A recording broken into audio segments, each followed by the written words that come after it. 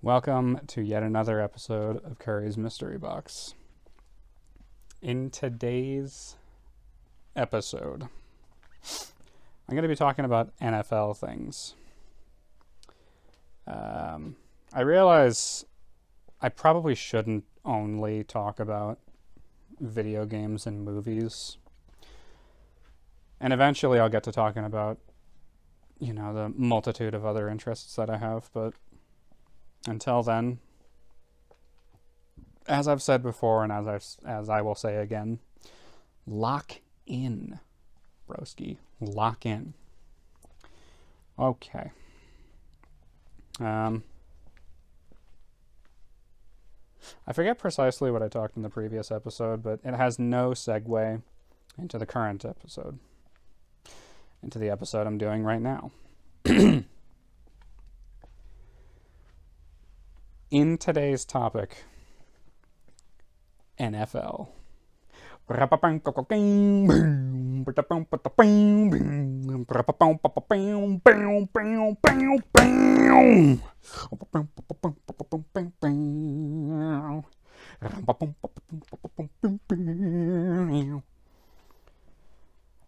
My voice.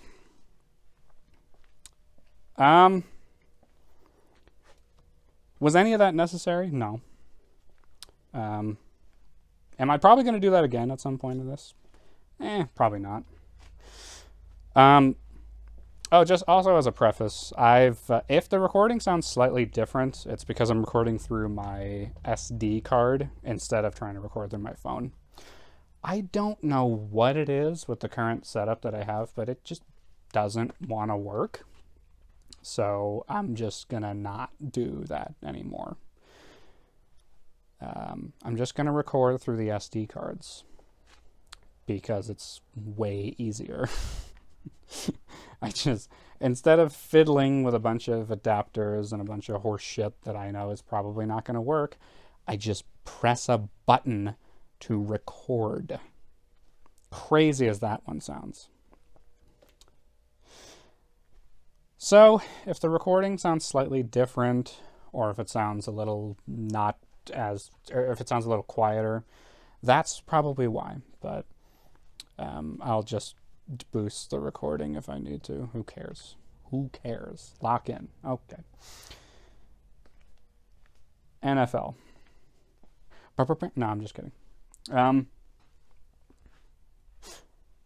going to start with my tumultuous history with football. Where to even begin? Also, I have a stopwatch going, so I need to remember that I have that going. My tumultuous history with football. Ups and downs. I will admit, as big of a fan of the NFL as I currently am, I wasn't always a fan. And it's only really in recent times that I've actually committed to watching. I don't want to say sports, because the only sport I watch is the NFL. And for those that don't know what the NFL is, that stands for the National Football League, which, crazy as it sounds, has absolutely nothing to do with soccer. Which I'd also like to add, soccer is a great sport. There's nothing wrong with soccer. And I don't really have an explanation for why Americans don't watch soccer that much. But we're getting better. We're getting there. I think World Cup in the USA has had a couple of upsets in the past couple of instances, but it's fine,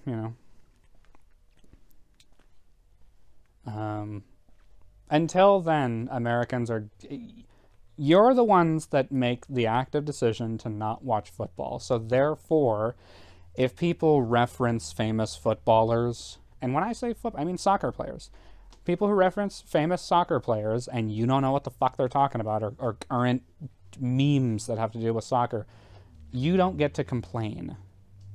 And you don't get to just keep your anti-soccer, anti-international horse shit to yourself. okay? And throw the pigskin around.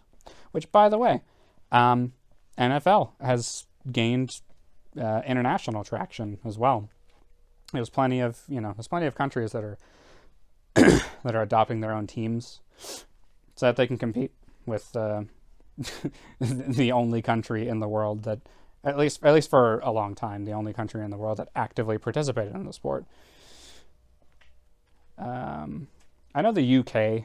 I know they love the NFL. I know Germany does too, and I'm sure there's plenty of other countries that have their own dog in the race. But anyway, I've only really started seriously watching football since probably 2020 or 2021, maybe.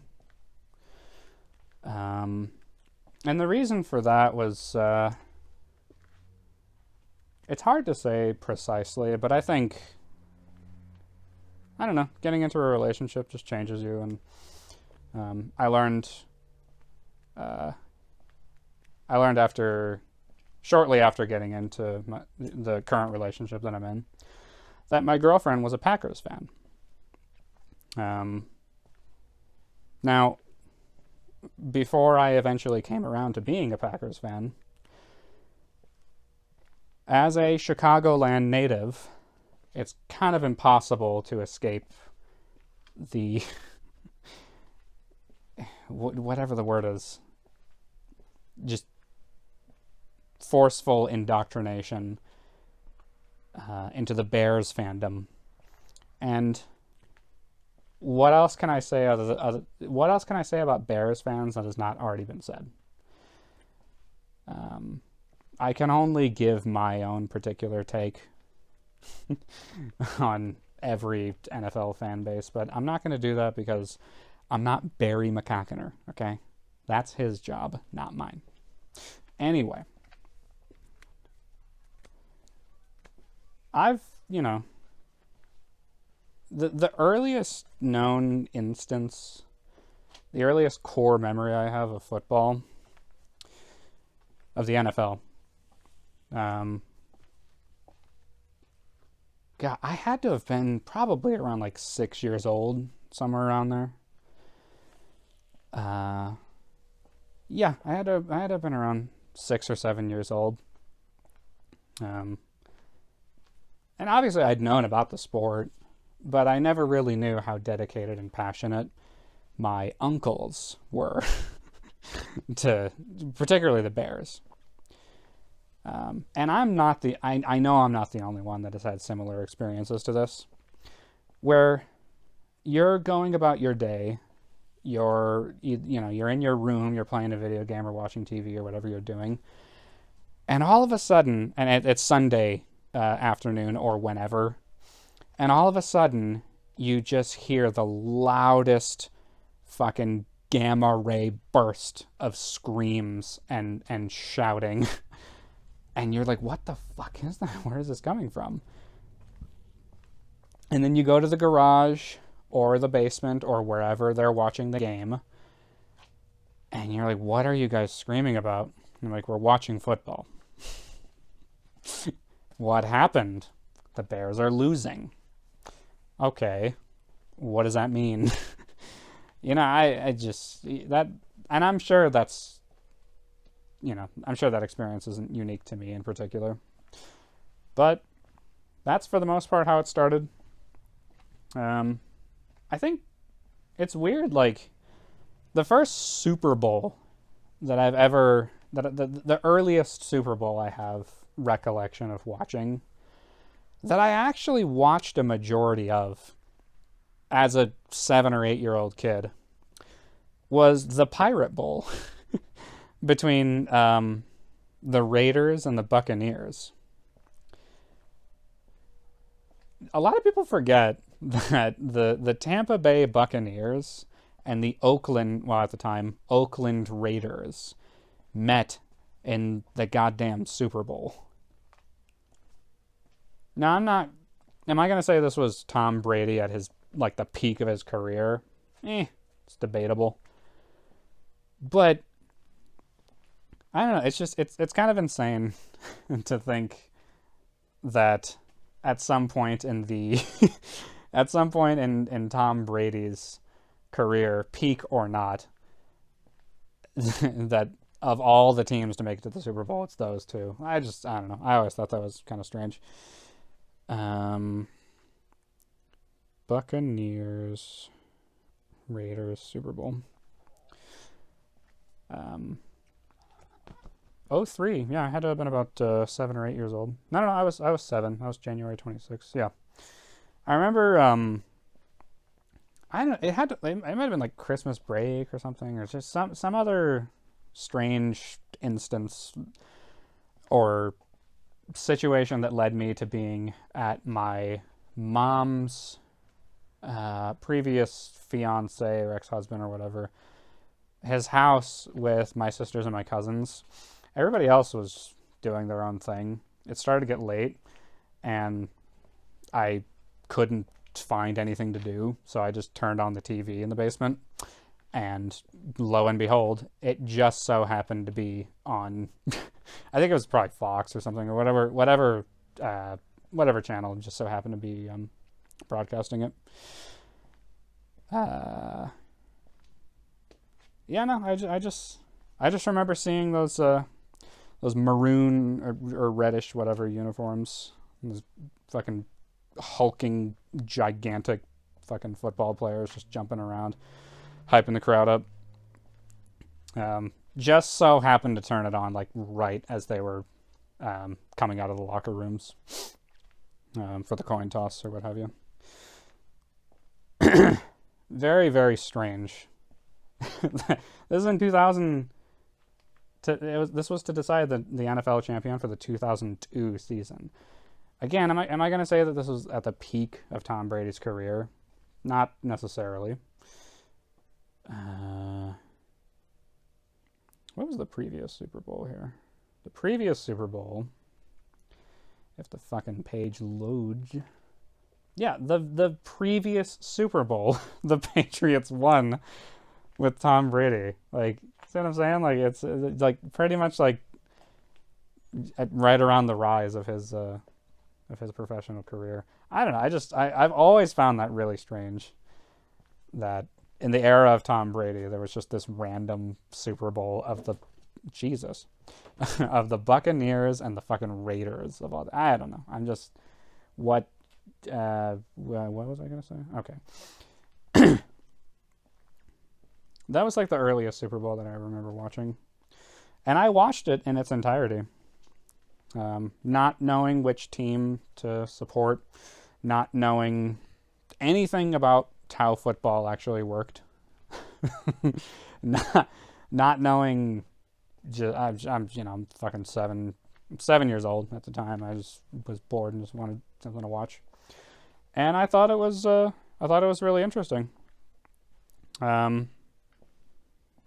I don't have much recollection other than the halftime show, who I believe I don't know who else was in it, but I know Gwen Stefani. I know whatever band she was in. No Doubt. I know No Doubt was playing at the halftime show, and that's like one of the main things that I remember about that Super Bowl. And pretty much ever since then, from there, I wouldn't say I was like an avid Bears fan, but you tend to you tend to support the team that happens to you tend to become and support the team of the place you're from, and there's not much you can really do about that. And obviously, depending on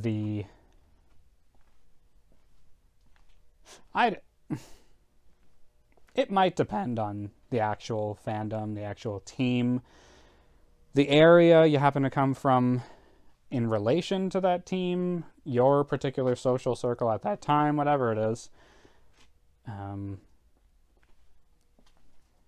But my experience with growing up as a Bears fan was, this is your team, and just You will not even consider any other team, and you must hate the Green Bay Packers.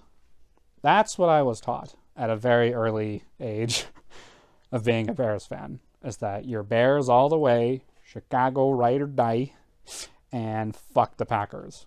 That's the whole thing that I was taught. From the time I could understand the rules of football.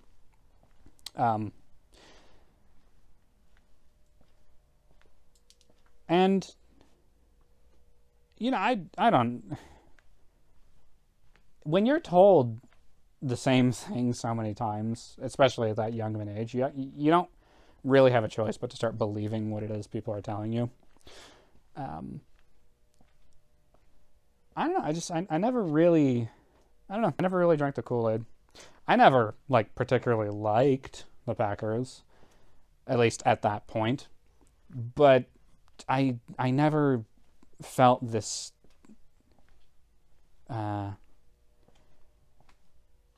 I never felt the hatred that was insisted upon, if that makes sense. I know they're divisional rivals, and I know I'm supposed to, but I still don't understand why. It was only through watching more football that I realized the real reason why. It's because the Green Bay Packers are a better fucking team. At least in the modern era of football, it's because the Packers are just a demonstrably, statistically better team. And I learned that the hard way. There weren't too many times that the Bears ever really,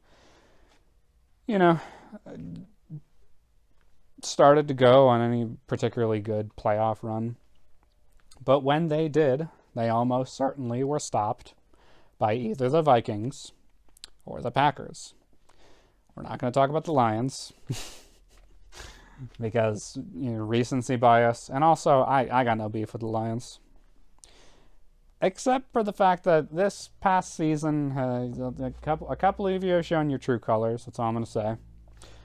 All I can say is act like you've been there. Have a little bit of class. Congratulations. I mean, it's great. It was a great season, but come on. Have a little bit of respect. Act like you've been there. Anyway.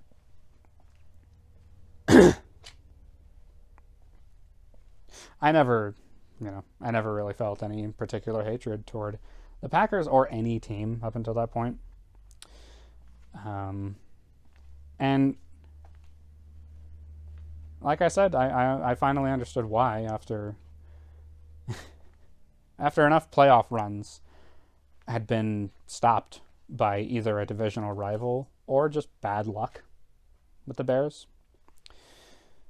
And I never really cared that much about it. I just knew that the team I support happens to not be that particularly good. But I guess I'm still a fan, kinda. I got a jersey. I think it was an Urlacher. A Brian Urlacher jersey for Christmas. And I wore it. And it wasn't uncommon to have people in my school wearing, Bears gear and what have you. There actually were not very many Packers fans that I went to school with. I think it's one or two probably. Now, all of that changed.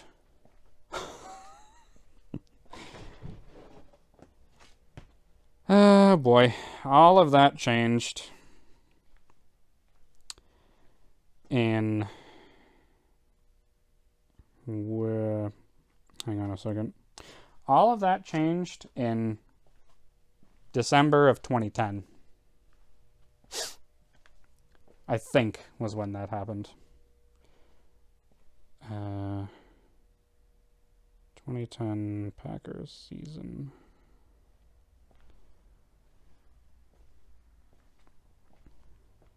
I believe that's what that happened. Yeah, that's the one.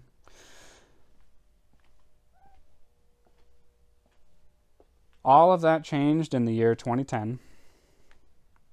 And I forget precisely when they faced the Bears. No, it wasn't in December. It was close enough to December though. I remember it being very cold. It's Illinois. What can you do?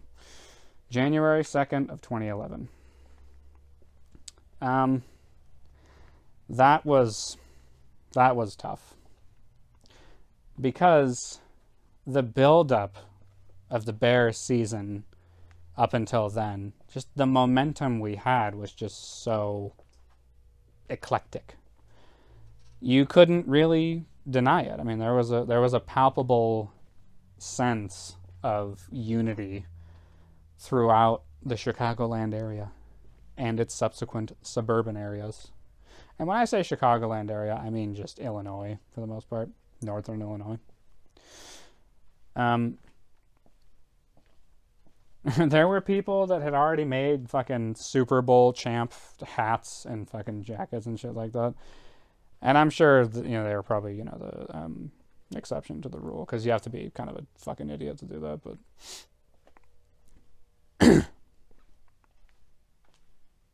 it was a great season up until the NFC Championship game. The NFC Championship game. The game you have to win to get into the Super Bowl, right?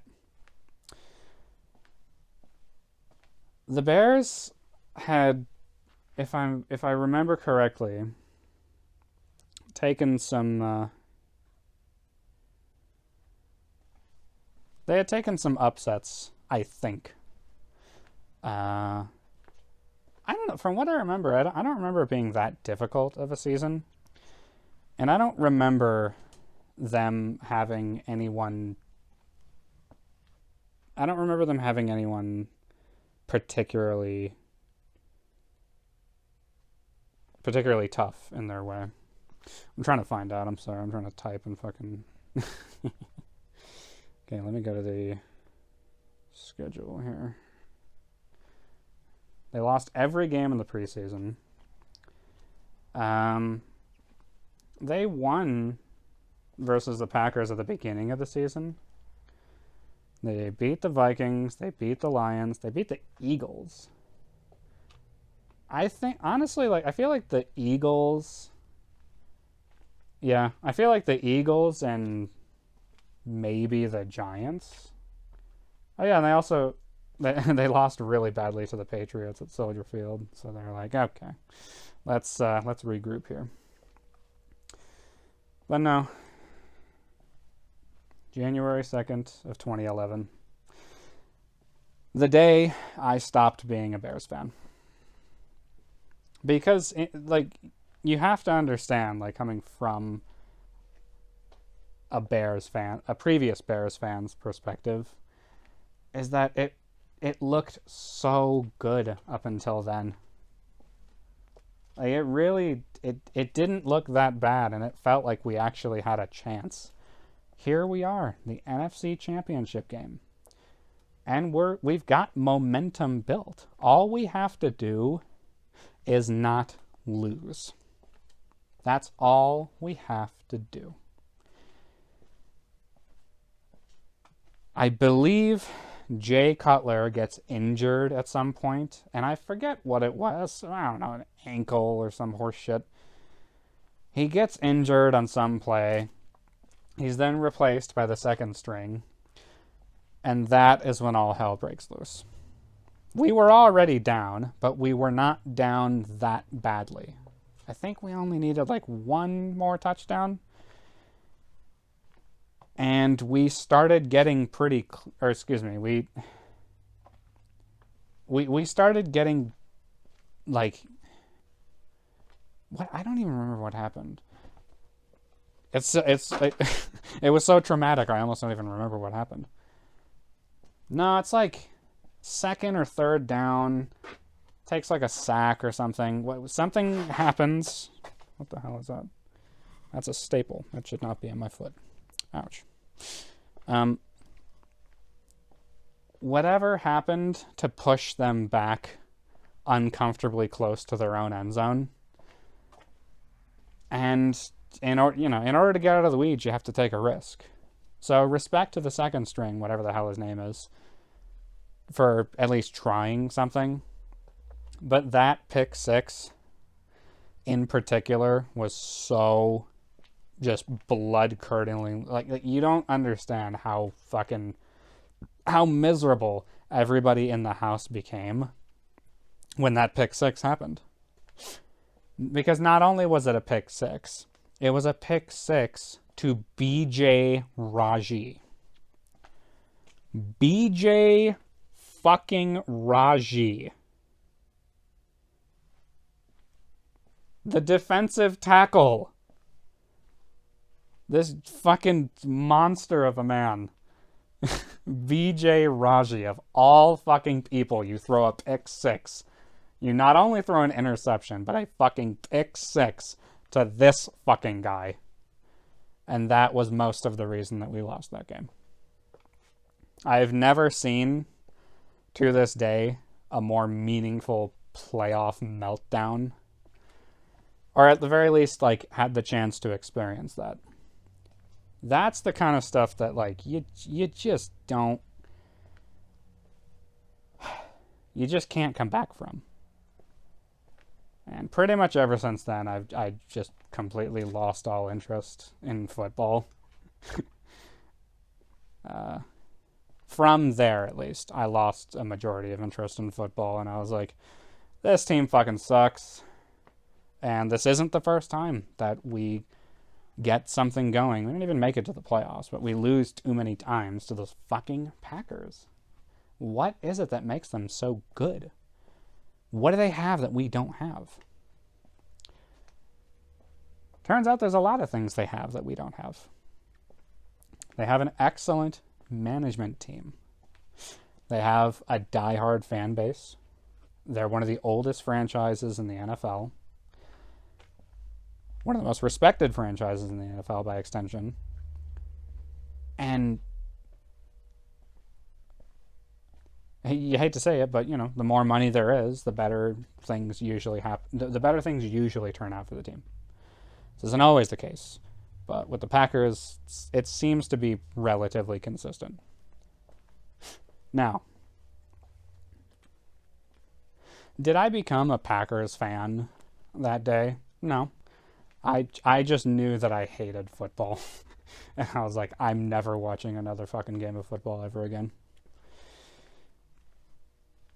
That was up until... Oh man, so 2011... Whenever the Seahawks won the Super Bowl, when did the Seahawks... They won in 2014, I think.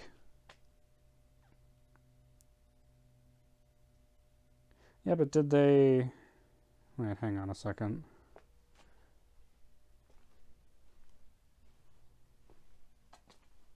Yeah, they won the Super Bowl in 2014. No. I remember them making it back to the Super Bowl. Yeah, that's the one I remember in 2015. You know, Seahawks second straight Super Bowl in a row, and they almost win. That was the Super Bowl with the Malcolm Butler interception. For fuck's sake, Russell, why didn't you hand the ball to fucking beast mode? Why? Explain it to me. Make it make sense. It just does not. It wasn't even like fourth down or anything. I think it was only like second or third down. What were you thinking? There was just no reason to go for that. Not only did you cause the Seahawks to lose in one of the worst ways imaginable, you gave Tom fucking Brady another goddamn ring. You fucking motherfuckers. Why? Explain it to me. You have one of the most successful, aggressive, amazing running backs in the league with Marshawn Lynch. Why? It makes no fucking sense. You ball. fuck. That's all I heard about. It was like the Seahawks lost, and they lost.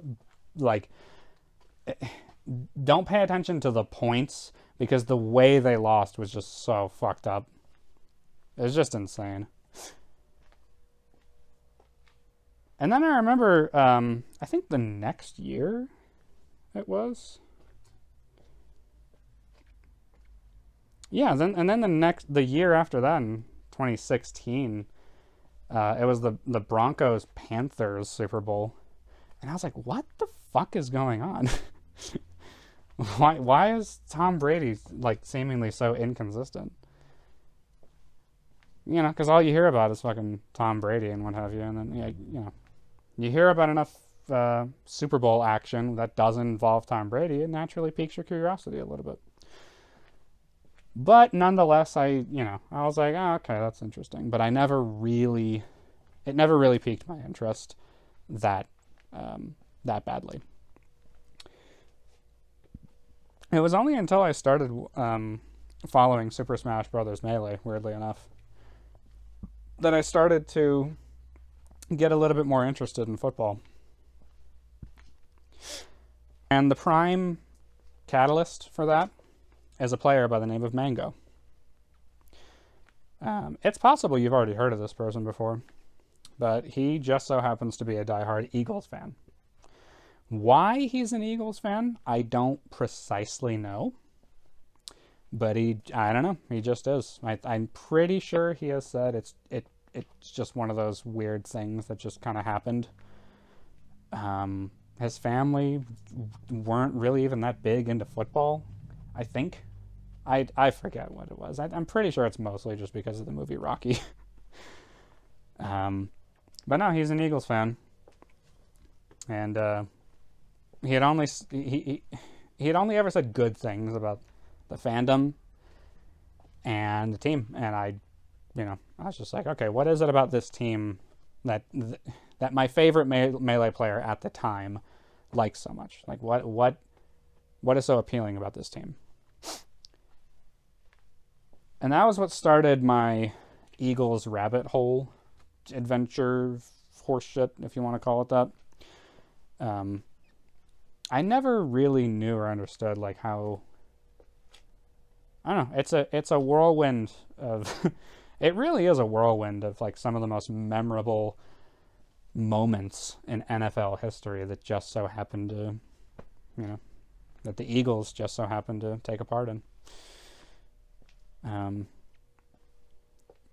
The Miracle at the Meadowlands #1 and Miracle at the Meadowlands #2. The Miracle at the Meadowlands,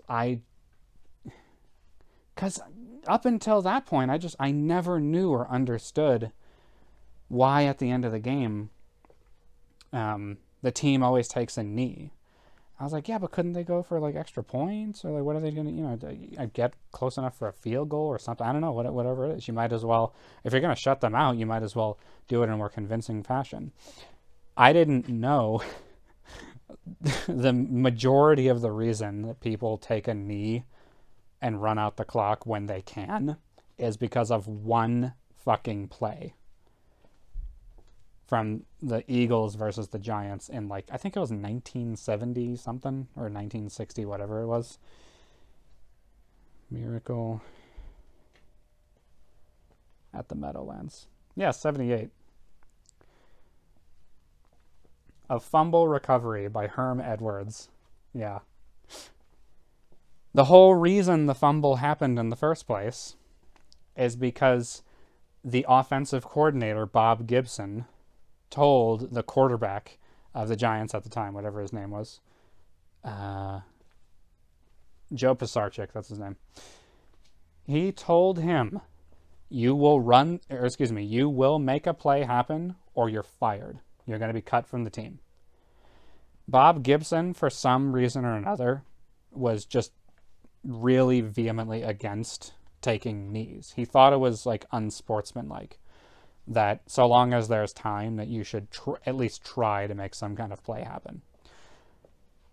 Even at the time, a majority of people called Bob Gibson a fucking idiot. But he stood by his guns and was like, no, I believe what I believe. Well, he told Joe Pisarcik, you will make a play happen. You will hand the ball off. Or I forget precisely what happened, but he tried to make a play happen because if he didn't, he would have been fired. He tried to hand the ball off to Larry Zonka, but Larry Zonka, if I'm not mistaken, Larry Zonka was just like, no, I'm not. You're not handing the ball off to me, and this play is not going to happen. I'm gonna make it so that whatever happens, where it'll just be. I don't know. I don't know what he thought was going to happen, but it wasn't that. He then runs into the guy, drops the ball. Herm Edwards sees this and runs it in for a touchdown, and they won because of that. Ever since then, people just take a knee. It's the only thing you do.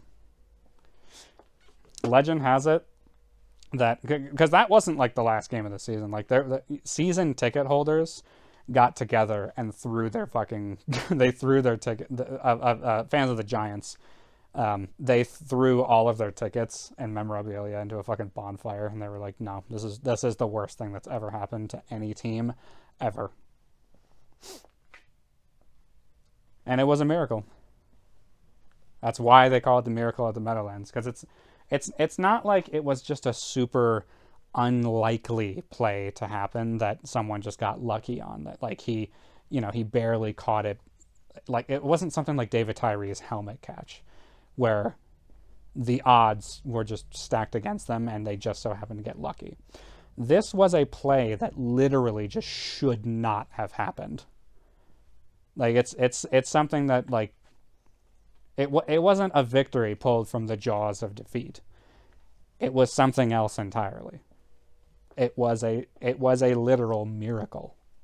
The Miracle at the Meadowlands. You have the Miracle at the Meadowlands 2, where Michael Vick's Eagles made fucking like one of the most impossible comebacks. I think it was like 30 to fucking some single digit number, like probably 30 to 10 or something, with like 5 or 10 minutes left to go in the final quarter of the game. And I watched the full game, not knowing what actually happened, and that was just fucking insane. I will say, I think Michael Vick's career could have been better,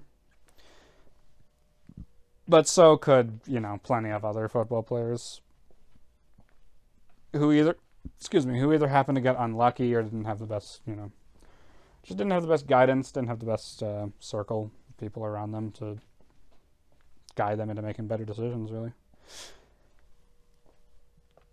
There are still people who hold it against Michael Vick for doing what he did. For those that don't know, Michael Vick, it's debatable as to whether or not he actually participated in dogfighting, but he definitely knew, he owned properties where it was happening and definitely knew it was happening. Regardless of if he participated or not, he went to jail for that shit. He did his time, he learned his lesson, and ever since then, I think he's made a better name for himself. I think he's a commentator now. It's kind of crazy. Either way, Michael Vick versus Eli Manning's Giants. Just an insane game. Too many things happened in the game for me to even explain it, but just basically an impossible comeback that probably shouldn't have happened. Games all tied up. This was Andy Reid. Andy Reid was the head coach for the Eagles at the time, and if I'm not mistaken, Miracle at the Meadowlands 2, or also known as the Miracle at the New Meadowlands, an improbable come-from-behind win by the Eagles over the Giants, 2010. So yeah, somewhat recent. Game gets tied up at 30 or 31, I think. And they forced the Giants to have to, kick a punt. And everybody was expecting the Eagles to just kind of run out. Like, really, any other team would have just ran out the clock or did what they could have to at least secure to secure the overtime, right? To secure going into overtime. Andy Reid, the fucking genius that he is, and still is, rather, was like, no, I don't want to go into overtime. So he sent in Deshaun Jackson. And Deshaun Jackson was known for being a really, really amazing punt returner. And just like, I don't understand how or why this particular punt return happened the way it did. But it did. The Giants punt the ball. It comes down, and Deshaun Jackson's gonna get it, but he drops it. He literally drops it for a second, picks it back up, and I still don't understand how it is he made it through everything, but then runs it in for a touchdown. Well, not immediately a touchdown. He he then he gets to the end zone and kind of like runs parallel to the goal line just to fuck with them even more. Just to add insult to injury. And yeah, I lost my voice for, I think, like a couple days to a week after I saw that game. I was just like, I can't believe that happened. And there's plenty of other Eagles history, Eagles moments that have happened that led me to being not like a full-blown Eagles fan, but I don't know. I just started like offhandedly following the Eagles. With the most I ever really did. Watching the occasional highlight reel and really just kind of checking the current season's results. And most of the reason was because even at the time, Mango had said something like, if my team's not in the playoffs, I don't care anymore. If they don't have any chance of even making it to the playoffs, I just don't care anymore. I just stop watching. So I'd always check to see if the Eagles or the Bears ever started even getting anywhere close to the playoffs, and at the time they just hadn't.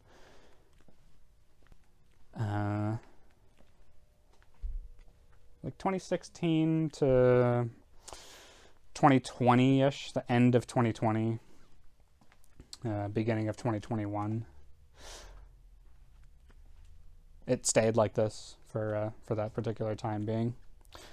And then I met my girlfriend, and now here we are. She just so happened to be a Packers fan. And I told her all the crap that I had dealt with as a Bears fan, how it relates to the Packers, how she hadn't really watched football for a couple of seasons leading up to that point, but that she kind of wanted to watch football again and just hadn't, for no particular reason, just kind of hadn't really kept up with it for a while. I think the first initial season that I got back into watching football was like the 2021 season. Whatever season was the one with the Bengals and the Rams. Bengals, Rams, Super Bowl. Yeah, that was 22. What was the one before that? Was that Niners, Chiefs? I think that was Niners. Yep. Or no, excuse me. That was Chiefs, Buccaneers. Yeah, I remember that one too. Yeah, I just remember. I remember paying more attention to the Eagles that season, and just from the side, supporting my girlfriend's team.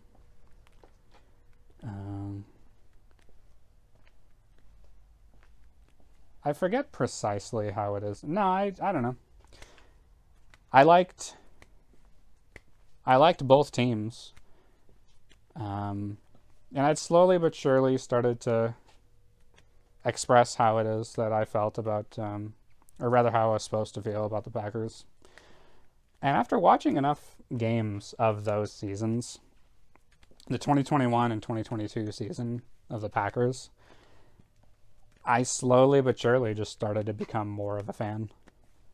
And I was like, this team's still really, really good and has been relatively good leading up to that point.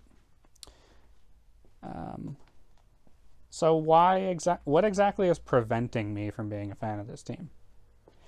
I still don't like the Bears. The fact that the Bears never really came anywhere close. Except for that one time they made it to the Super Bowl versus the Colts, I think. I think that was Rex Grossman. Or wait, what was his name? That's not his name. Bears Colts Super Bowl. Yeah, that was 2007. The last time that, like, the last time the Bears ever had any chance of victory was in fucking 2007. Like, in a couple of years, it's coming up on like 20 years since the Bears have done anything significant in NFL history.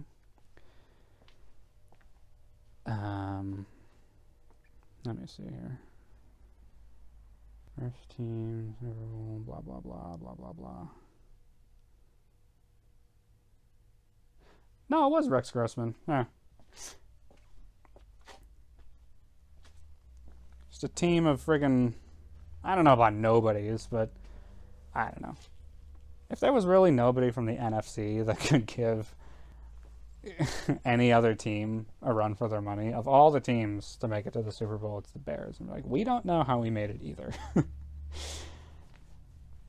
To no one's surprise, the Indianapolis Colts, led by Peyton Manning, won a Super Bowl. Wow, congratulations.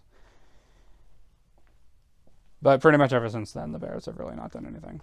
Whereas I look at the history of the Packers, and they've been like a relatively consistent team.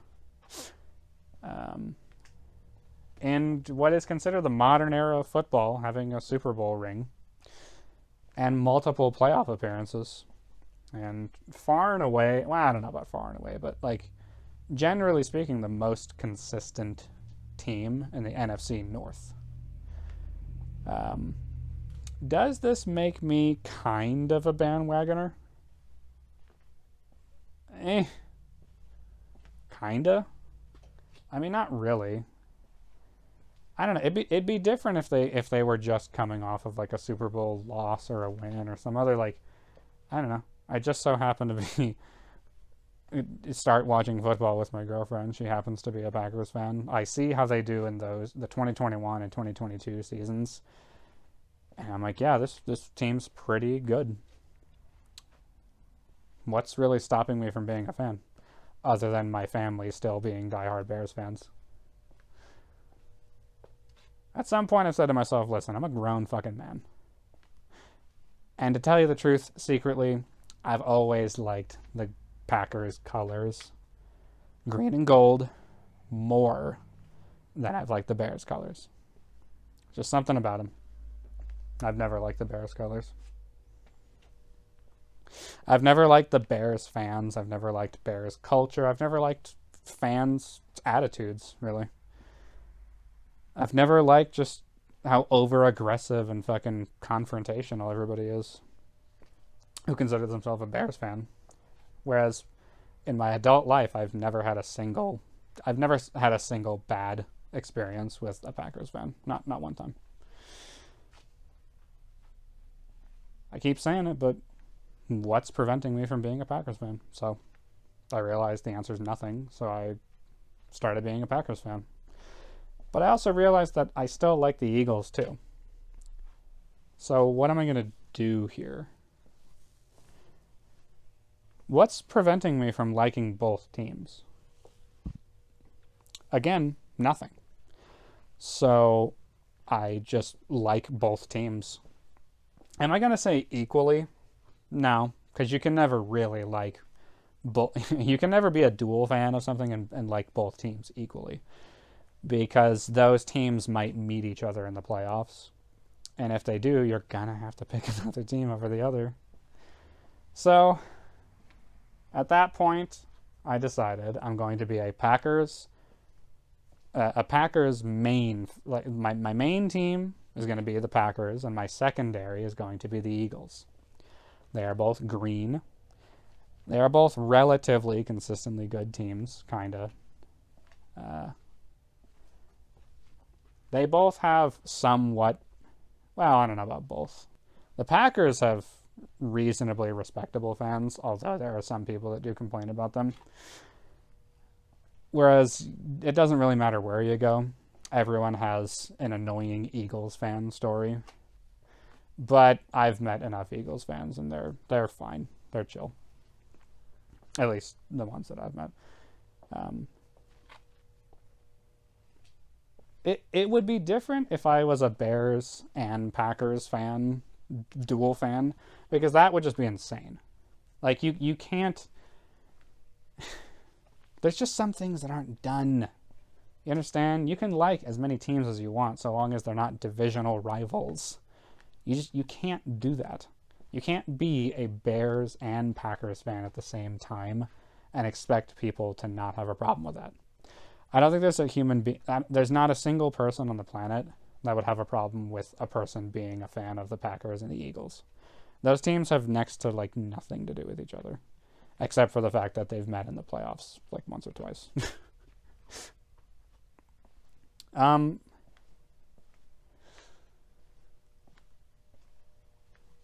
But alas, here we are, really. Current day NFL horseshit. This past season for the Packers was not as good as I would have hoped it could have been. And what is there to say about this season, about the previous season for the Eagles that hasn't already been said? I'll get to that momentarily, but I think it'd be better to timestamp this hoe. Wow, I've been talking for almost an hour. Boop. I guess that's the most appropriate time to move on to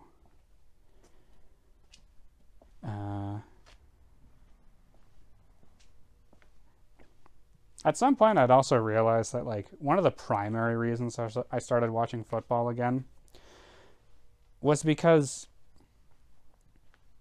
when you go to social gatherings, when you interact with enough people, you realize a pretty fucking huge majority of people watch sports. Either basketball or the NFL. And it just sucks being that guy that when someone tries to strike a conversation with you about football, you have to break it to them. Oh, I don't watch football. I don't watch sports of any kind. Nobody likes that guy. And I just didn't want to be that guy anymore. And I realized, like, it's such it tends to be a focal point of a good number of social interactions. So if nothing else, I gain access to what is effectively a social cheat code, where even if I deep down have absolutely nothing else to talk about, I can always talk about football.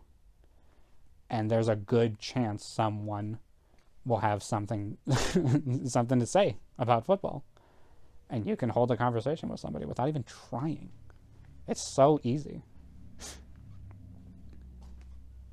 It makes me wonder how many, like, I don't know, just socially isolated fucking loners who have, they're stuck to their video games, yet they still yearn for a more active social life. It really makes me wonder how many of them, it would benefit to just watching sports. If you, like, you don't have to enjoy, you don't even have to enjoy the sport, but you should still keep up with some of them. That way you at least have something relevant to talk about. in the current day and age, as opposed to just talking about fucking video games and the internet. Not that there's anything wrong with talking about video games and the internet. It's just a majority of people aren't interested in that shit. Maybe not nowadays, but yeah, you know.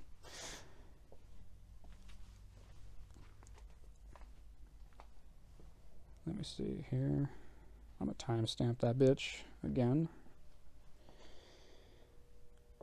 I've already discussed which teams I love and why. Packers and Eagles. Again, I personally think it's this is just my opinion, but I personally think that that's like as reasonable of a thing that a fan of the NFL could do, is that you can be a dual fan of any two teams, with the only exception that either team has to be from separate divisions. One team per division, and that's it. And I don't think anybody would really have a problem with that. At least I don't think anybody should have a problem with that. The main benefit to that being I don't know, everything's double, really. If one team is doing good, great.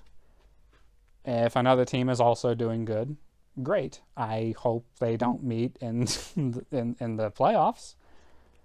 And also, if you are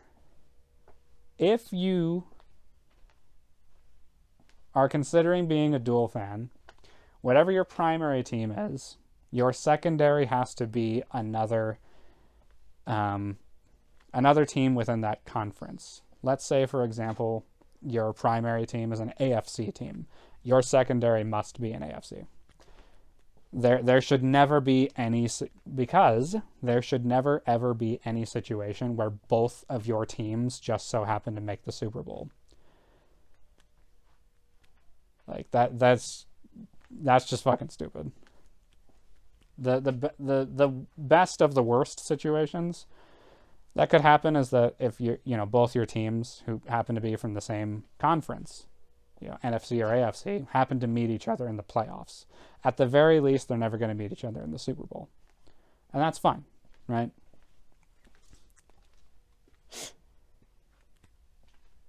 And all this is just advice. Do whatever the fuck you want to do. But I don't know, everybody that I've met always, they're like, oh, I've just one team and one team only. Everybody has not an official secondary team they actually follow, but everyone has another team where they're where they'll root for them if their primary team is not doing particularly good. It's like if a lot of people do that anyway, then why not just pick a secondary team then? What's great about it is that let's say one team is doing really badly and there's no chance of them coming back from it. It's like, all right, season's over for them. I'll switch over to my secondary now. And guess what? I've had seasons that have ended for both teams where neither of the teams made it to the playoffs, or only one of them made it to the first round of the playoffs and got their backs blown out. That's just something that kind of happens. I would rather that happen than to have the rest of the season be decided so early on that there's no point in even watching the rest of it, 3/4 of the way through the season. I don't know. It makes me want to watch more football, so therefore, why not, right? Although I do understand why some people wouldn't really like that, or don't really understand being a fan of two teams, but I don't know. It's just try it. You take your primary team, and then you look at another team, and then you also like that team. That's it. That's all. That's really all there is to it. It doesn't have to be. I don't know. I feel like there's too much too much emotion that goes into fandoms, and I just never really understood that.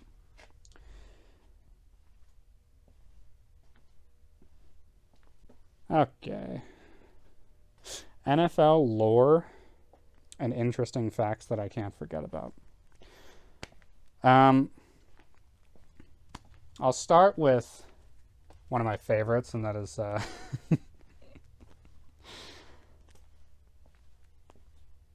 man. I don't know if this is the first or last time it ever happened, but bit of obscure NFL trivia. Maybe not that obscure, but there's only been I'm pretty sure there's only been one time that a kicker has ran the ball in for a touchdown. This was done a very long time ago. I forget what year, but it just so happens to have occurred on the Packers of all the teams by a kicker by the name of Chester Markle. Chester Markle, it should have been a really simple game-winning field goal that he had plenty of experience kicking. Which, by the way, the Packers were not doing particularly good that game regardless.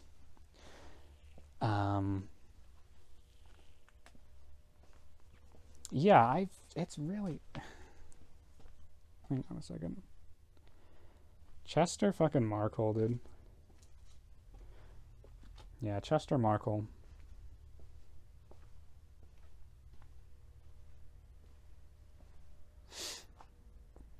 Oh, wow, he also played for the Houston Oilers.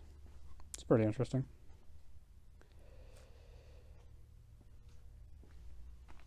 Chester Markle is best known for his game-winning touchdown in the season opener of the 1980 season at home against the fucking Bears. God damn it. The Packers were tied 6-6 with the Bears after regulation. In overtime, a 32-yard pass from Lynn Dickey to James Lofton helped set up a 34-yard field goal attempt to win the game. Which, by the way, all 6 points for the Packers were scored by Chester Markle leading up to that point. Markle's kick was then blocked by veteran Alan Page. The ball hit Page's helmet and deflected straight back into Chester Markle's hands.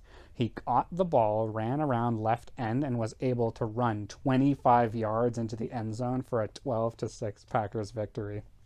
He later acknowledged that he was high on cocaine during the game's second half. And I think that is the first and last time that has ever happened in NFL history. That a field goal kick was blocked and then ran in for a touchdown. That's basically never happened ever since then. There's footage of it. It's so good. Because Chester Markle is this, like, squirrely fucking Coca-Cola fucking, what are they called? BCG glasses wearing motherfucker who I'm sure never dreamed of like ever having a career highlight like that. Just absolutely amazing. I can only wish that I could have seen it live, but alas, I'm but a young laddie. The first and last time that ever happened. What's some more NFL lore that I can't really think of? I could swear there was a point in time from either the late 2000s or the early 2010s where it was either the Cowboys. I know the Cowboys were one of the teams, but they were facing off either against the Lions or the Colts, some other blue and white team. And I think through some mistake in either the scheduling or just someone messed up somewhere, and everyone's outfits Everyone's uniforms, rather, matched, pretty much. Everyone was primary white and secondary blue. Like, the lettering and the numbers were blue. So it was really, really difficult for everybody to tell who was actually on each other's team. At least as a viewer. Yeah. This could be a total like Mandela effect thing, and I could just be misremembering the whole thing. But if I remember correctly, I don't think anything in game actually came of it. I think everybody handled their shit properly.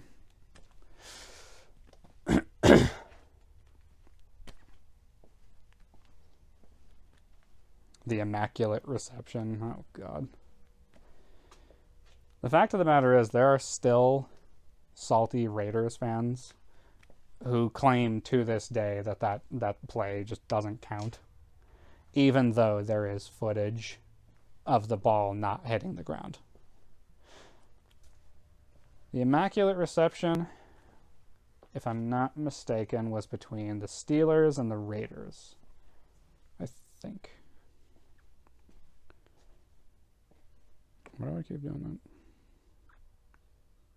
There it is, the Immaculate Reception. One of, if not arguably the most famous play in the history of American football. A touchdown that occurred in the AFC divisional playoff game between the Steelers and the Raiders. In Pittsburgh, by the way. With his team trailing 7-6, fourth down, 22 seconds left. Terry Bradshaw threw a pass targeting running back John Fuqua. The ball bounced off of the helmet of Raiders safety Jack Tatum. For those that don't know, Jack Tatum back then was known for being really, really overly aggressive with his plays. A lot of his attitude on the field was designed to demotivate and demoralize, people that he came across. Only this time he got too over aggressive, and it was literally just because of what he did. He kind of headbutted somebody to block a pass that was happening, and it was because of how he did it that the ball just bounced off his head. Steelers fullback Franco Harris then caught it just before it hit the ground and ran for a game-winning touchdown. The play has been a source of some controversy and speculation ever since then, with some contending that the ball touched only Fuqua and did not in any way touch Tatum, or that it hit the ground before Harris got it, either of which would have resulted in an incomplete pass by the rules at the time. Kevin Cook's The Last Headbangers cites this play as the beginning of a bitter rivalry between the Steelers and the Raiders that fueled a historically brutal Raiders team during the NFL's most controversially physical era. Arguably the greatest of all time, arguably the greatest play of all time, as well as the most controversial. I was on the fence at first. I was like, it is possible this play isn't actually real, but I don't know, because these cameras are fucking toaster quality, and I just couldn't really tell what happened. But newer footage was found, newer footage was released. The ball very clearly is bounced off of the guy's helmet. The ball very clearly doesn't touch the ground. The play is what it is. They called it correctly. Yet at the time, Raiders fans were like, nah, they called that shit because they didn't want Steelers fans fucking rioting. They didn't want any trouble from Steelers fans. They didn't want to cause a ruckus with them by overturning the play. That's the only reason. It's like, you ever think that maybe the play happened the way they said it did? I don't know.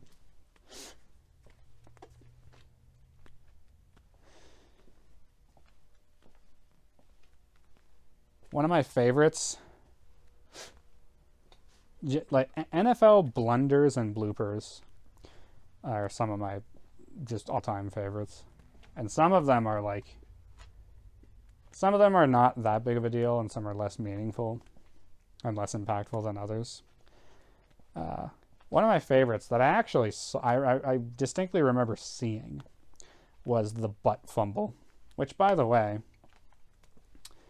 um, this was the answer to a trivia question at my local bar has trivia night. We went to it one time, and they got to NFL and other sports trivia crap, and for some reason I just recognized the name, and I knew exactly the answer to the trivia question they were asking. I think there's a Wikipedia page on it. Yep, there is. The Wikipedia page, the butt fumble. Ah, that's so funny. Mark Sanchez. Yeah. They had mentioned like this famous blunder committed by Mark Sanchez, blah blah blah. And for some reason I just recognized the name Mark Sanchez, and I was like, is it the butt fumble? And then I submitted my answer. I think I was literally like only one or two people that actually got the answer right. I felt very good about knowing something that other people didn't, but what can I do? A man can dream. Yeah, the guy, he ran in to his own guy. Like his face, there is no question of why they call it the butt fumble, because his face goes directly into this guy's ass. I think it was an offensive lineman too, yeah. He just runs straight into his ass, fumbles the ball, and is then recovered by the Patriots, and then ran in for a touchdown. And it sucked because Mark Sanchez was like, it was at like the start kind of his career, and he just never really went anywhere after that because he couldn't live down the butt fumble.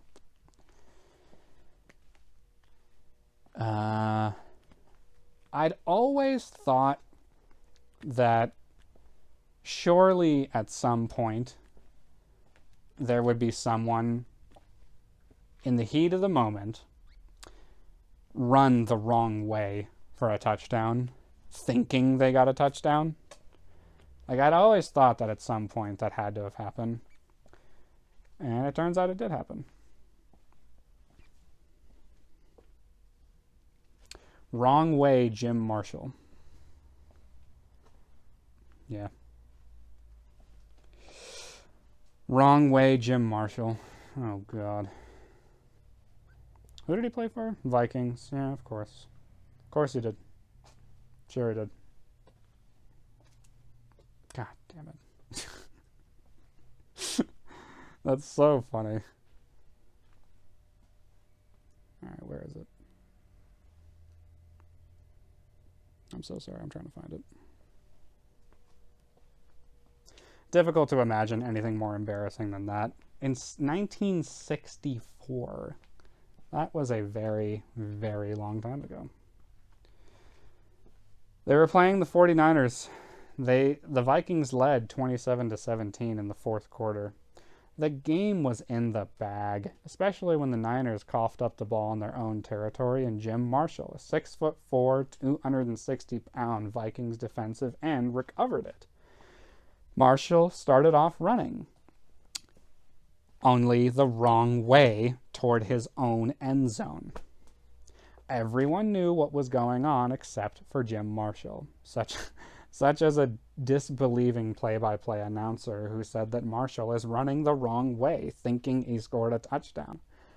Upon arriving in the end zone in solitude, a pleased Marshall tossed the ball in nonchalant celebration. The refs then awarded San Francisco 2 points for a safety. One of the 49ers rushed up, patted him on the arm, and said, "Thanks, Jim."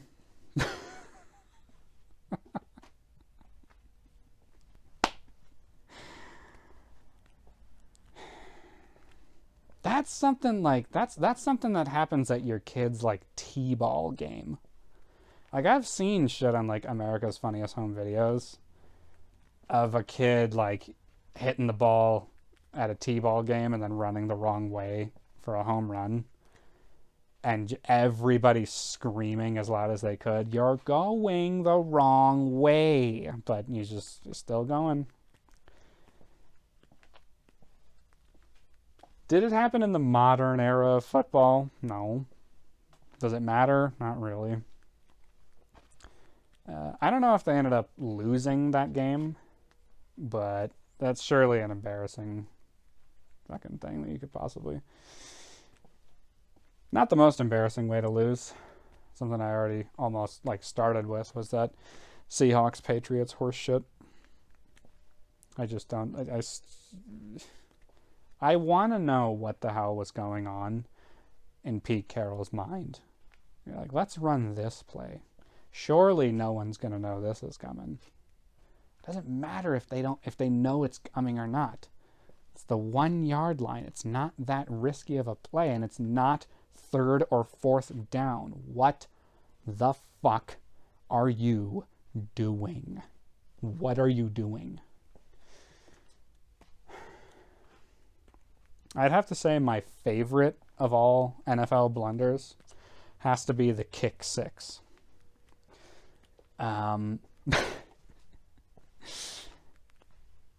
Oddly enough, and this is I think the key here to remember is that everyone remembers, well, not everyone, but at least Dolphins fans prop up their 1972 season. The perfect season, Perfectville, right? Welcome to Perfectville, population 1, because they're the only team that ever fucking had a perfect undefeated season in NFL history, right? Cool, got it. This was also in 1972 when there were 2 less games in the modern era. I don't know.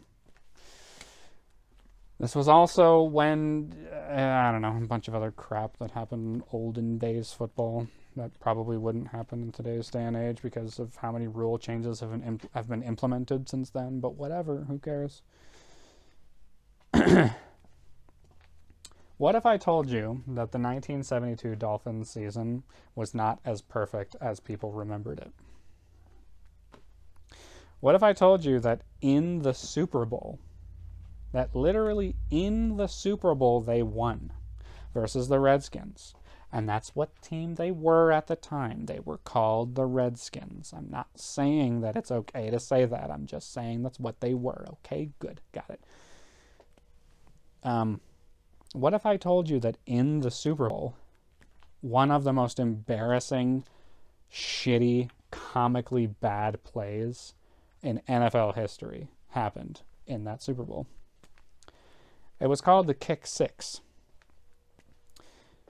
They set up for a field goal, the Dolphins, and their kicker, whatever his name is.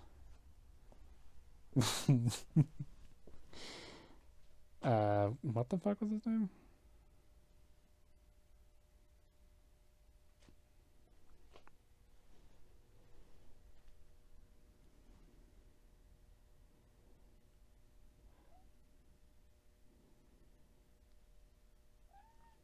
It has to be. Oh, here it is. Here it is. Garo Yepremian. This fucking guy. He was the kicker for the 1972 Dolphins. He was Armenian, Cypriot, so he's born in Cyprus, raised in America. He actually originally played soccer. That's part of the reason that he was such a consistent kicker, is because he played soccer. Who would have thought, right? Now, he played for 15 seasons, primarily with the Dolphins. He's actually got a pretty storied career here. It's pretty good, I would say. He played with the Lions for a little bit. He played for the Dolphins, the Saints, the Bucks, yeah. And he won 2 Super Bowls, too. Awesome. Now, they set up for a field goal. Garo kicks the ball, but it's... I don't even... What even happened? Did they block it? I think they blocked it. He then picks up the ball and tries to, like, he like runs for a second, tries to throw it, but like the ball comes out of his hand and he just throws nothing as his arm goes forward. He then gets tackled. He gets the shit fucking tackled out of him. The Redskins pick up the ball and run it all the way in for a touchdown. The kick six. It's so good. Pretty much ever since then, we were like, all right, no specialist kickers. Like, if you're gonna play football, your job's to kick, but your main job is to be a football player. Like, push comes to shove, there might be a time where you've got to actually, play football for real instead of just kicking the ball, right? Now they pretty much ever since then, they were like, no more kickers that only do one thing, right? Garrow fucking Yepremian, dude. So I guess the 72 Dolphins season is not so perfect after all. Which begs the question, is that what... It might seem crazy, what I'm about to say. I fucking hate that song. But what if, to win the Super Bowl, you have to be a little imperfect? Why is it that teams that skate so close, that skate too close to perfection, seem to never really taste victory? The 2007 to 2008 New England Patriots is probably the best example of that. But I think in more recent history, I would say it's a little closer to the Eagles. I did not expect the Eagles to win this last Super Bowl. I honestly did not. I expected this to be, a Super Bowl rematch, but they're probably going to lose again. Because the Chiefs, hate to say it, are far and away just the better team.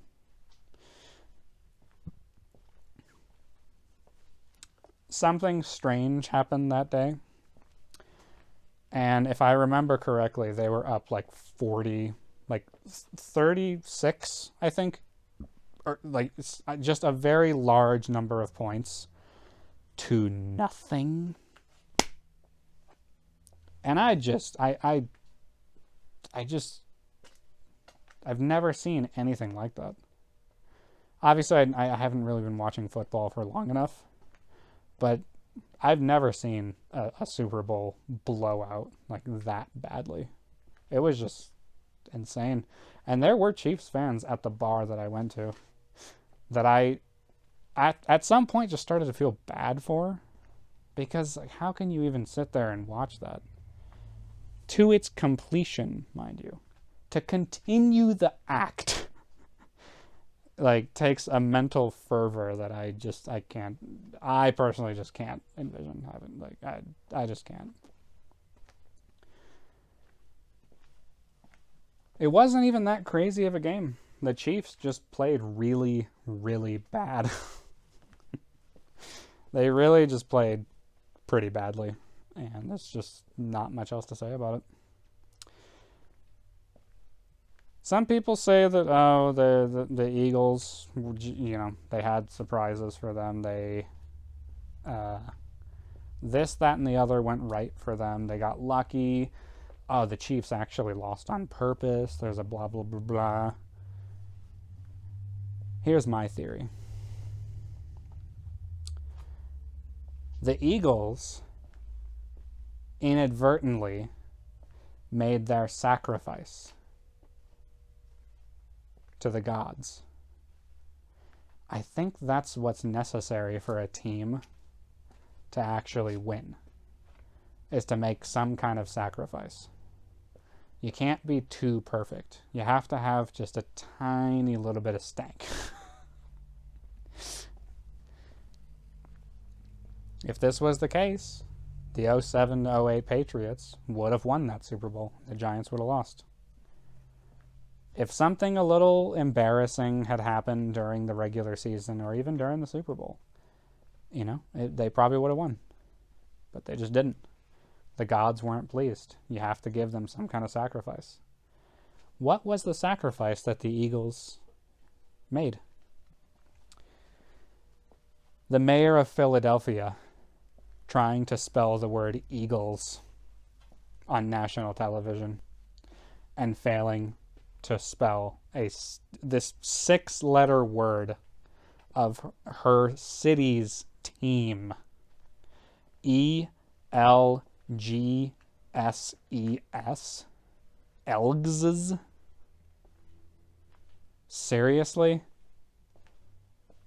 It was a great season leading up to that. And the mayor of Philadelphia. What the fuck? I forget what she said afterwards. I don't know. It doesn't matter. All I know is if she spelled Eagles correctly, the Eagles would have lost. I'm calling it right now. You go in a time machine and you give her, you you come up to her podium and give her a Post-it of like, hey, here's how you spell Eagles. There you go, honey. And she spells it correctly, the Eagles lose that Super Bowl. I guarantee it. 100% guarantee it. Wowee. Been talking for just a little bit here. So maybe I should move on to the last and final topic. 2025 season expectations and predictions.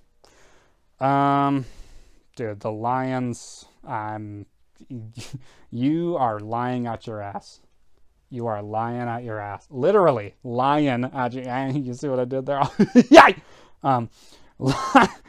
You are lying out your ass if you claim that you're not scared of the Detroit Lions. They are going to do great things. I think they're going to do great things, honestly. Let me see here. I need something going here. I'm so sorry. I need to get better at this here. Lions, I think, they're gonna come up here. I expected them to do a little better versus the Eagles, but yeah, I don't know. That's fine. But I do think the Lions are going to come around and man, that Super Bowl is really, really close for them, honestly. And whenever it happens, it's going to happen pretty soon. I don't really know what to say about the Vikings other than I don't know. I don't know. I thought they would do a little better, but then they played the Packers and didn't really do so well.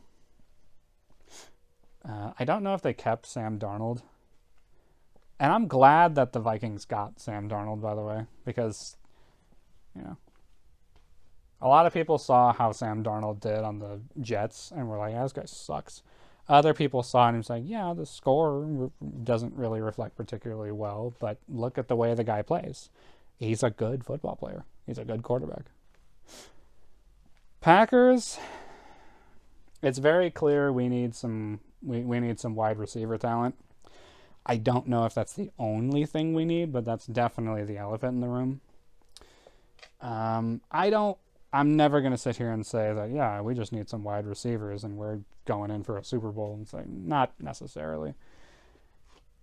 I don't know. I think, I don't know. I think you just maintain the edge. I think you can have a pretty consistent career for the remainder of however long the current roster lasts, really. Having said all that, I do think Jordan Love is... I don't know... I don't like when people say elite quarterback level because you don't really, you for a while didn't need to be an elite level quarterback to win Super Bowls.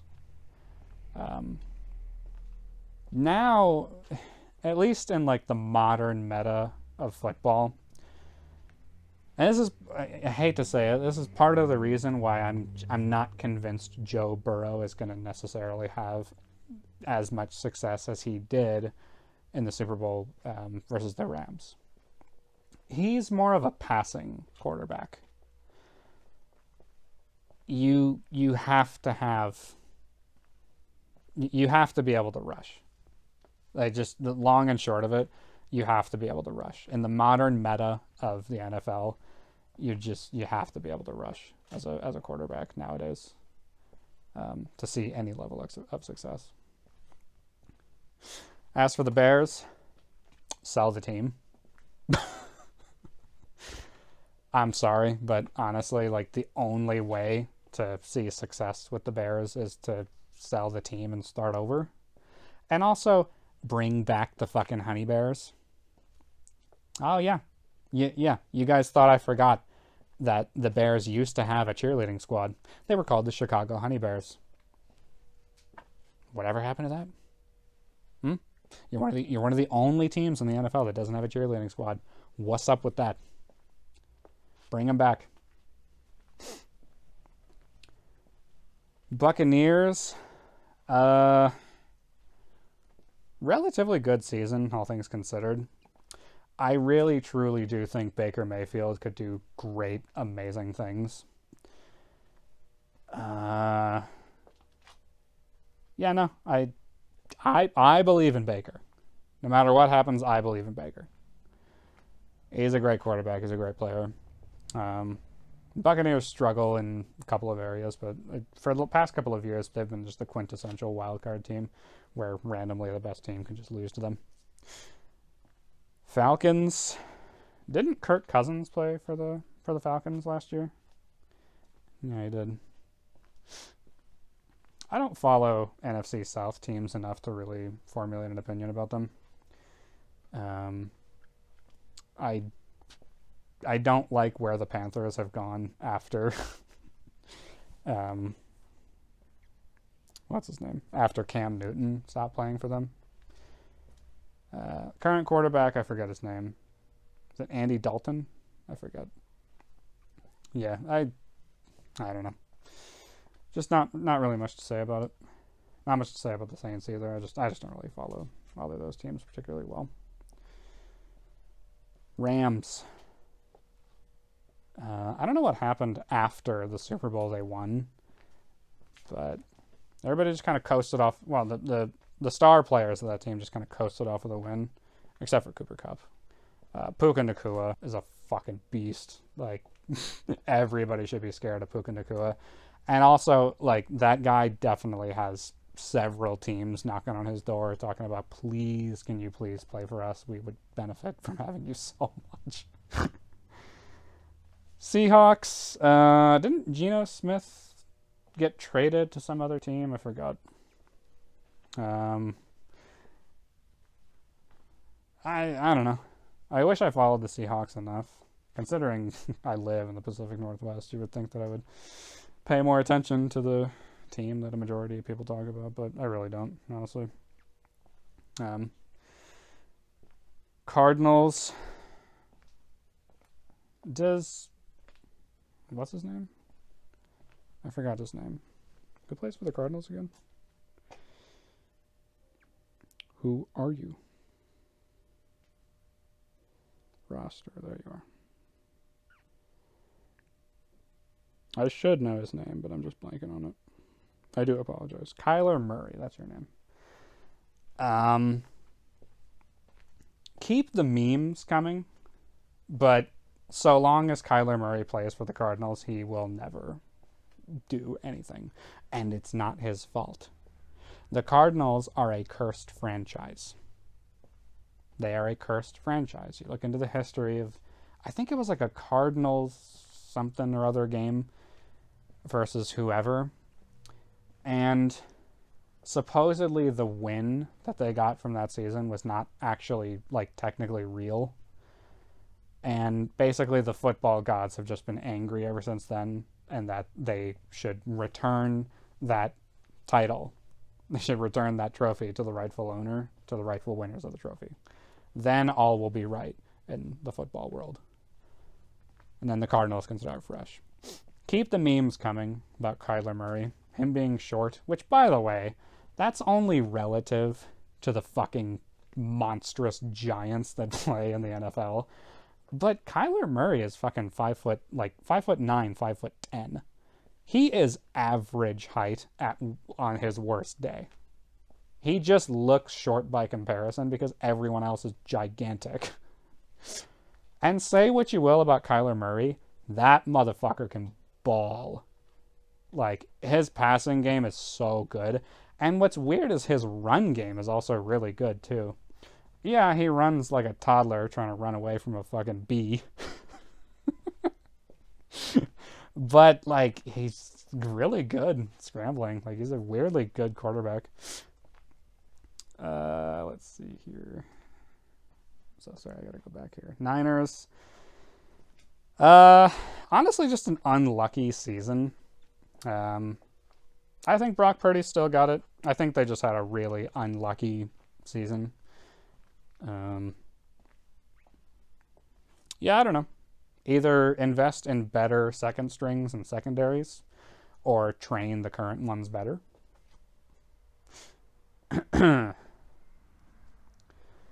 Bills, man, if not the Lions, probably the Bills for sure. Josh Allen is an absolute fucking god. Like, they're just both teams. Like, they're just so close. Like, it's definitely it will have to happen within the next like 2, maybe 3 seasons max. That one of those teams, between the Bills or the Lions, one of those teams is going to win a Super Bowl for sure. Dolphins. You're going to think I'm crazy, but I feel like people are actually kind of over-exaggerating Tua's penchant for getting injuries. I don't think it's as bad as people say it is. I think if you played football, you would understand like how easy it is to, take a bad hit every now and again. If his cognitive faculties were in decline, then we would know about it. And he hasn't really demonstrated it. So, and also Tua's a pretty damn good quarterback. I think you round out the roster a little better. I think they could go pretty far. The goddamn Jets. Well, since we're pretty certain that Aaron Rodgers is definitely like either retiring or going to another team for his last season, all right.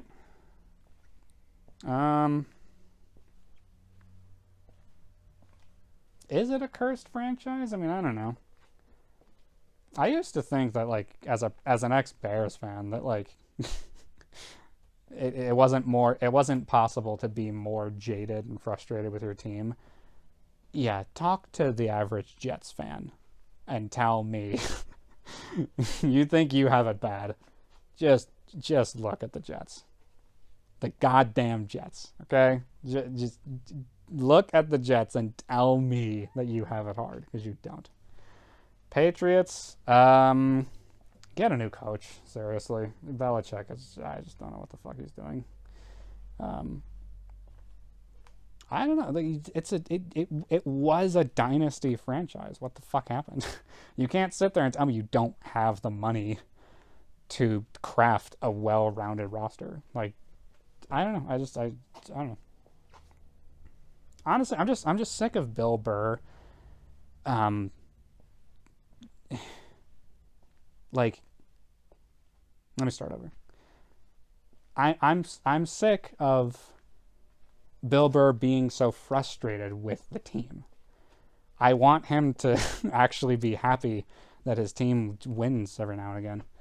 It can't be fun watching the Patriots. Having watched the Patriots go from a dynasty to what they are now, it has to be frustrating. I wish they treated Cam Newton a little better. I think they could have gone really, really far had they just treated him a little better. AFC North, Ravens.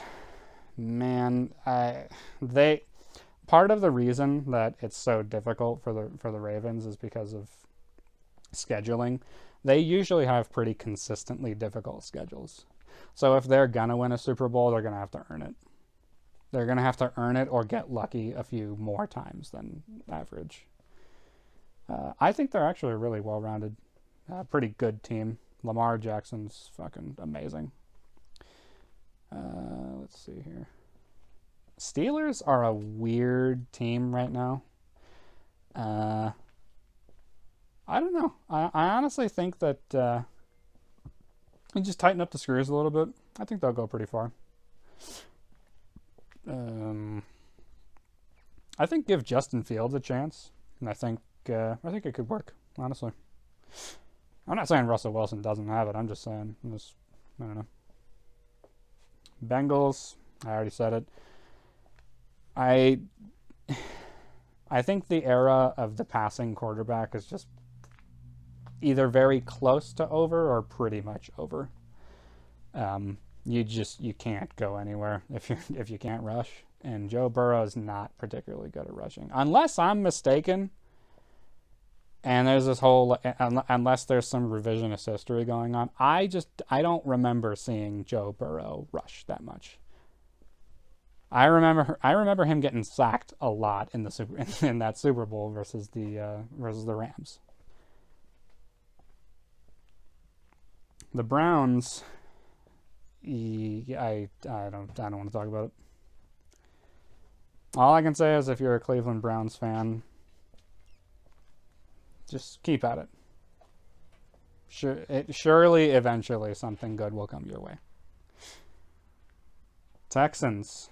That's an AFC South team that's on the come up. I could see very good things. What is the name of the goddamn quarterback for the Houston Texans? I always forget names. CJ Stroud. Yep. Incredibly talented quarterback.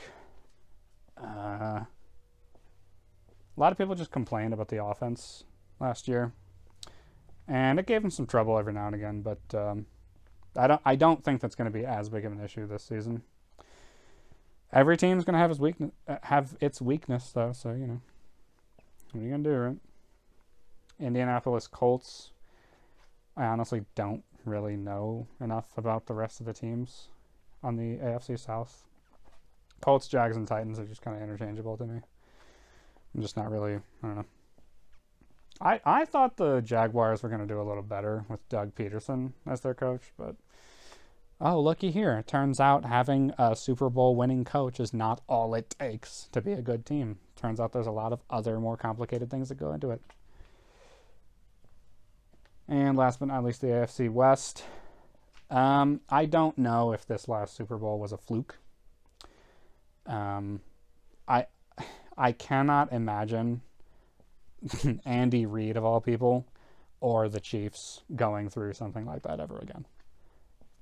Yeah, I think they're they're a consistently pretty good team.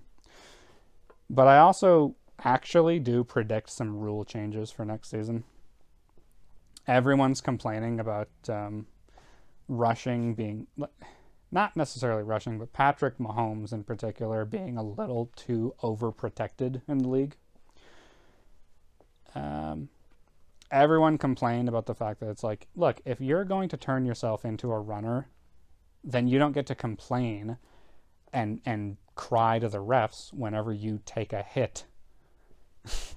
You've turned yourself into a runner. If you can't take punishment as a runner, then don't run then, or don't rush.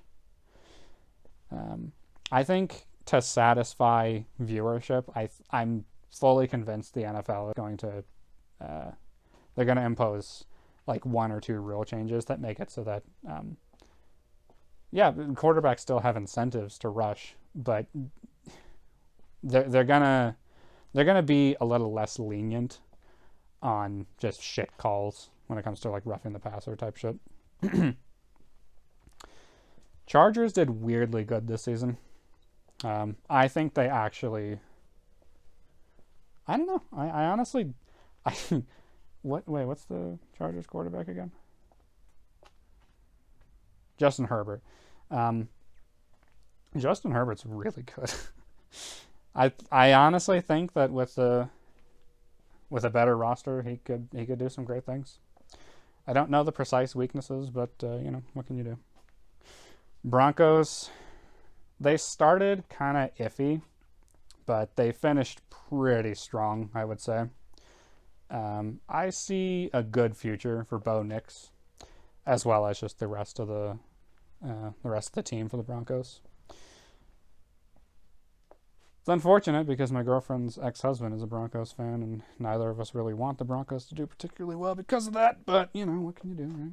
And last but not least, the Raiders. Nobody gives a shit. Okay. No,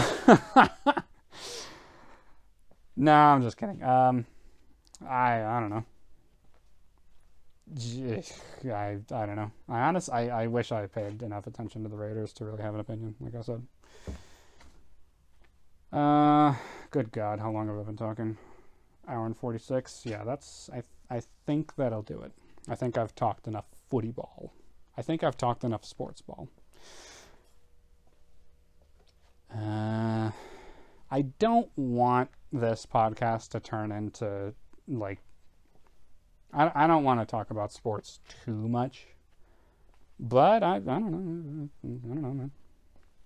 Who knows? Maybe something nice will happen.